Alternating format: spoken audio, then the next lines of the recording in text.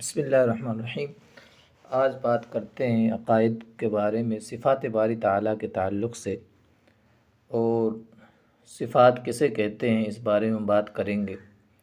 اللہ کی صفات اور مخلوق کی صفات میں کیا فرق ہوتا ہے، کتنے طرح کا فرق ہوتا ہے، یہ سمجھ لیں گے انشاءاللہ تعالیٰ۔ اللہ کی صفات کتنی ہیں، کس کس طرح کی اللہ کی صفات ہوتی ہے، یہ ہم جان لیں گے۔ کوشش کروں گا میں سمجھانے کی، آپ حضرات بغور سماعت فرمائیں۔ سب سے پہلے ہم جانتے ہیں صفت کسے کہتے ہیں۔ صفت سمجھ لیجئے، صفت کہتے ہیں اس کو کہ جس کا کوئی الگ سے وجود نہیں ہوتا ہے، بلکہ صفت کسی چیز کے ساتھ جڑی ہوئی چیز کو کہتے ہیں۔ وہ کسی چیز کے ساتھ جڑی ہوتی ہے، کسی چیز کے ساتھ اس کا تعلق ہوتا ہے۔ مثال کے طور پر انسان کی صفت ہم دیکھتے ہیں، جیسے کہ انسان کی صفت ہے کالا ہونا، گورا ہونا۔ تو یہ جو گورا پن ہے الگ سے کوئی اس کا وجود نہیں ہے، اسی طرح جو کالا پن ہے الگ سے کوئی وجود نہیں ہے اس کا، یہ انسان کے ساتھ جڑی ہوئی چیز ہے۔ اسی طرح لمبائی، چوڑائی، گولائی، سمجھ گئے، موٹاپا، یہ سب صفات کہلاتی ہیں کہ ان کا کوئی الگ سے وجود نہیں ہوتا ہے، یہ کسی چیز کے ساتھ جڑی ہوئی ہوتی ہیں تبھی بولی جاتی ہیں۔ یہ تو صفت کو ہم سمجھ گئے۔ اب ہم سمجھتے ہیں اللہ کی صفات اور مخلوق کی صفات میں کیا کیا فرق ہوتا ہے۔ ویسے تو اللہ کی صفات اور مخلوق کی صفت کا کوئی دور دور تک تعلق نہیں، لیکن کچھ فرق ہے، آپ سمجھ جائیں گے تو انشاءاللہ تعالیٰ بات کو سمجھنے میں بہت آسانی ہوگی اور بہت سارے اعتراضات دفع ہو جائیں گے ذہن سے۔ سب سے پہلا جو فرق ہوگا اللہ کی صفت اور مخلوق کی صفت میں، وہ ہوگا ذاتی کا، ذاتی اور عطائی کا۔ یعنی اللہ کی جو صفت ہوگی وہ ذاتی ہوگی۔ ذاتی کا مطلب ہوگا کہ اللہ کی جو صفت ہے وہ خود سے اللہ کی ہوگی، خود سے کہہ سکتے ہیں ہم۔ اور عطائی کا مطلب ہے دوسرے کے عطا کرنے سے۔ ایک صفت لے لیتے ہیں، جیسے اللہ کی ایک صفت ہے علم، تو اللہ کی جو صفت ہے یہ ذاتی ہے، یعنی اللہ کو کسی نے عطا نہیں کیا، وہ خود سے ہے۔ اور مخلوق کا جو صفت ہوگی، مخلوق کی جو صفت ہوگی، مخلوق کے لیے جو ہم بولیں گے علم والی صفت کو، تو اس کا مطلب کیا ہے کہ جو یہ صفت ہے مخلوق کی، یہ خود سے نہیں ہے، یہ دوسرے کی عطا کی ہوئی ہے، اللہ کی عطا کی ہوئی ہے۔ یہ ایک فرق ہو گیا۔ دوسرا فرق ہوگا مخلوق کی صفت میں اور اللہ کی صفت میں، وہ ہوگا محدودیت اور غیر محدودیت کا۔ محدودیت کا مطلب ہے کہ جس کی کوئی حد مقرر ہو، اس کو کہتے ہیں محدود۔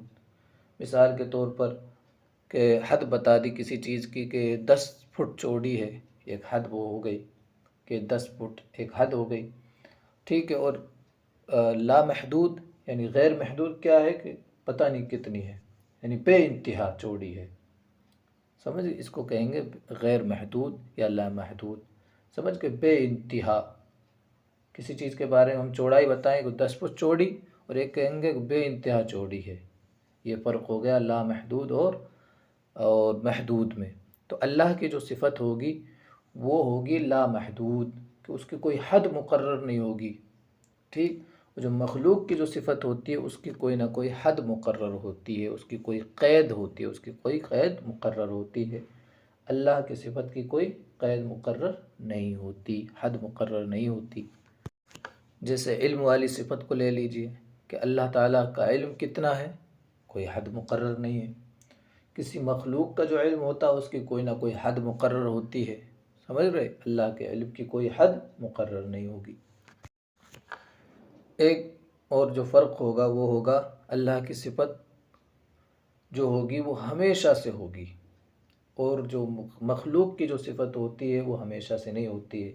یعنی جیسے میں نے ذات کے بارے میں، اللہ کی ذات کے بارے میں بتایا تھا کہ اللہ کی ذات قدیم ہے، ہمیشہ سے ہے، اور جب وہ ہمیشہ سے اس کی ذات ہے تو جو اس کی صفت ہوگی اللہ کی وہ بھی ہمیشہ سے ہوگی، یعنی اس کی کوئی ابتدا نہیں ہوگی۔ ایسا نہیں ہے کہ اللہ کی کوئی صفت ہے وہ اللہ کی صفت پہلے نہ ہو، بعد میں کوئی صفت جڑی ہو اللہ کے ساتھ، ایسا نہیں۔ مثال کے طور پر اسی کو لے لیتے ہیں ہم، علم کے ساتھ چل رہے ہیں تو علم کی جو صفت ہے، اب اللہ جو عالم ہے وہ ہمیشہ سے عالم ہے، یہ صفت اللہ کے ساتھ ہمیشہ سے قائم ہے، سمجھ رہے۔ اور جو مخلوق کی جو صفت ہوگی اس کے ساتھ ایسا نہیں ہے کہ وہ ہمیشہ سے ہو، ٹھیک۔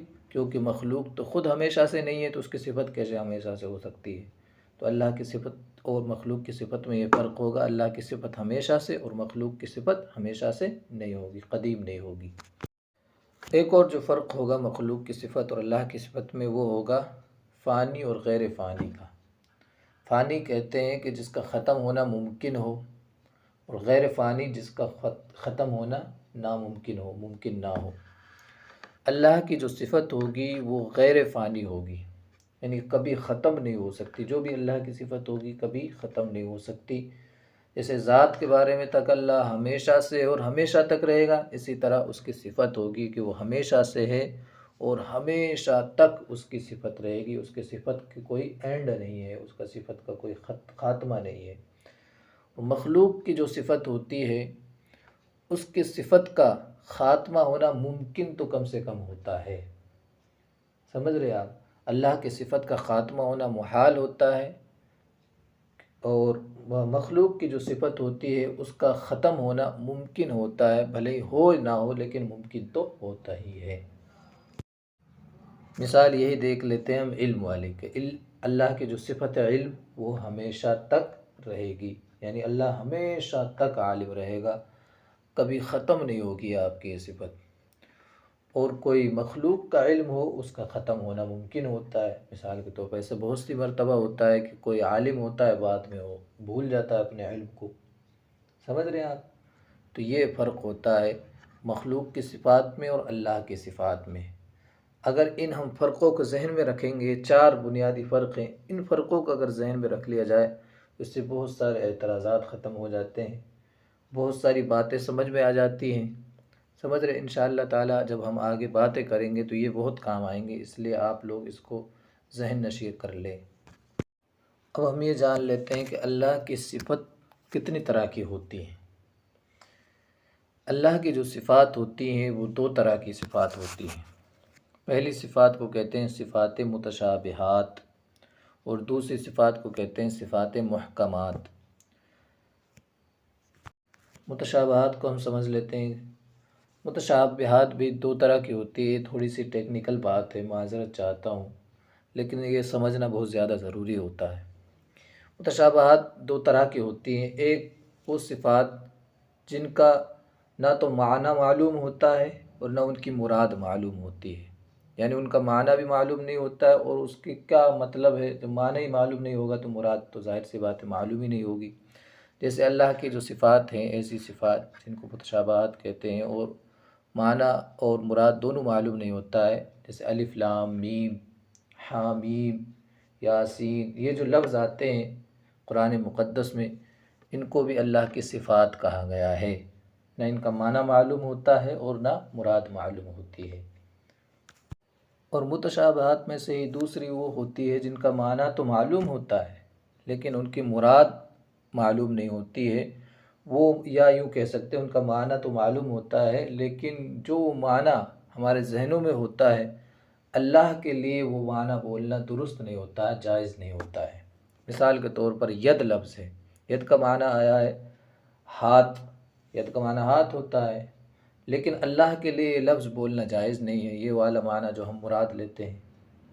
اسی طرح رجل آیا ہے تو رجل والا معنی اللہ کے لیے بولنا جائز نہیں ہوتا ہے، کیونکہ اللہ تعالیٰ کے بارے میں نے بتایا ذات کے بارے میں کہ وہ عجز سے پاک ہے، جو انسان کے جز ہوتے ہیں جس طرح کے، ان چیزوں سے اللہ پاک ہے، ایسی ہر اس چیز سے پاک ہے جو مخلوق کے لیے بولی جاتی ہے جو چیز، ٹھیک۔ اسی طرح بہت سارے لفظ ہیں جن کے معنی معلوم ہوتے ہیں لیکن اللہ کے لیے وہ لفظ بولنا جائز نہیں ہوتا ہے۔ پنڈلی کا لفظ ساق آیا ہے۔ اب بہت سارے علماء نے یہ کام کیا، جو یہ لفظ استعمال ہوئے جن کا معنی معلوم ہوتا ہے لیکن اللہ کے لیے بولنا وہ لفظ جائز نہیں ہوتا ہے۔ مثال کے طور پر ید، ید اللہ، اللہ کا ہاتھ، یہ لفظی معنی ہوگا لیکن ہاتھ والا معنی اللہ کے لیے بولنا جائز نہیں ہوگا۔ تو علماء نے یہ کام کیا کہ ان کا دوسرا والا معنی بنا لیا جو اللہ کے لیے جائز ہوتا ہے۔ مثال کے طور پر ید بول کر مراد لی قدرت، ید اللہ مطلب اللہ کی قدرت، سمجھ رہے ہیں آپ؟ اسی طرح وجہ اللہ، وجہ کا معنی چہرہ، اللہ کا چہرہ، یہ تو لفظی معنی ہوگا لیکن وجہ اللہ کا مطلب بھی کیا لیا؟ اللہ کی قدرت۔ سمجھ رہے ہیں؟ تو اس طرح کا معنی بہت سارے علماء نے اس کو جائز قرار دیا ہے، اور کسی حد درست بھی ہے یہ بات۔ اور ان کا یہی معنی لینا کہ وجہ کا معنی قدرت، ید اللہ معنی اللہ کی قدرت، سمجھ رہے؟ صرف یہی معنی مراد لینا اور یہ تصور کر لینا کہ یہی ان کا معنی ہے، اس کے علاوہ اور نہیں ہو سکتا، یہ بھی جائز نہیں ہے۔ سمجھ رہے ہیں آپ؟ بلکہ حضرت امام اعظم رضی اللہ تعالیٰ عنہ نے صاف صاف یہ لفظ بولے ہیں کہ وجہ، ید وغیرہ کا معنی قدرت لینا یہ اہل سنت کے نزدیک جائز نہیں ہے۔ بلکہ آپ یہ بھی کہتے ہیں کہ یہ والا معنی مراد لینا یقینی طور پر یہ معتزلہ اور قدریہ، یہ گمراہ فرقے ہیں، ان کا یہ طریقہ ہے۔ امام اعظم کی تشریح یہ کی جاتی ہے کہ ان کا معنی ید، وجہ، سمجھ رہے، نفس، عین اور بھی بہت سارے لفظ ہیں، ان کا معنی یقینی طور پر لینا کہ ید کا معنی یقینی طور پر قدرت ہے، وجہ کا معنی یقینی طور پر قدرت ہے، وغیرہ وغیرہ۔ تو ان کا یقینی طور پر معنی مراد لینا یہ معتزلہ کا طریقہ ہے، سمجھ رہے؟ اور یقینی طور پر نہ لینا، ایسے ہی بس لے لیا جائے تاکہ عوام ہیں جو وہ جھمیلے میں نہ پڑے، عوام ادھر ادھر نہ بھٹکے، ایک معنی مراد لے لیا جائے اور وہ بھی یقینی طور پر وہ معنی مراد نہ لیا جائے، اور یہ ذہن میں رکھے کہ اس کے علاوہ اور بھی معنی ہو سکتا ہے، ضروری نہیں ہے یہی ہو، اس طرح معنی لے سکتے ہیں۔ لیکن یقینی طور پر ان کا معنی قدرت وغیرہ لینا، وجہ کا معنی قدرت، ید کا معنی قدرت وغیرہ لینا یہ جائز نہیں ہوگا۔ یہی حضرت امام اعظم کا مذہب ہے۔ انشاءاللہ تبارک تعالیٰ جو صفات محکمات ہے ان کے تعلق سے ہم بات کریں گے اگلے ویڈیو میں۔ کافی لمبی ویڈیو ہو جائے گی یہ، اگر ان کے بارے میں بات کی جائے تو وہ کتنی طرح کی ہوتی ہیں اور کسے کہتے ہیں صفات محکمات، یہ سب چیزیں بات کریں گے انشاءاللہ تعالیٰ۔ اس ویڈیو میں آج تھوڑی ٹیکنیکل باتیں ہو گئی، اور اگر نہ سمجھ میں آیا ہو یا کسی بھی طرح کا کوئی اعتراض ہو اس تعلق سے جو بھی باتیں کہی ہیں تو آپ پوچھ لیں، انشاءاللہ تعالیٰ بھرپور اس کی مدد کی جائے گی، بتایا جائے گا اس کو۔